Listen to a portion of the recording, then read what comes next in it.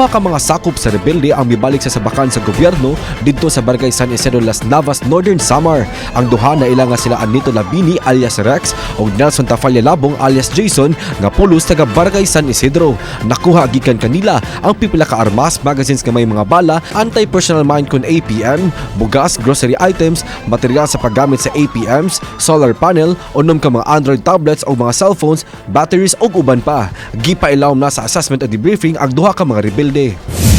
Grabe ang pagkapiyapi sa tubangang bahin nining usa ka pick-up human gibanggaan sa motorsiklo dito sa National Highway sa lungsod sa Batuan, lalawigan sa Bohol niadtong Domingo 1:35 sa hapon. Nasayran nga ubos sa ilimnong makahubog ang driver sa motorsiklo nga daw nagzigzag ang pagpadagan sa kalsada. Angol ang driver sa motorsiklo, ingon man ang angkas niini, samtang daling gidala sa ospital ang driver sa pick-up nga nakaangkon og severe internal organ injury.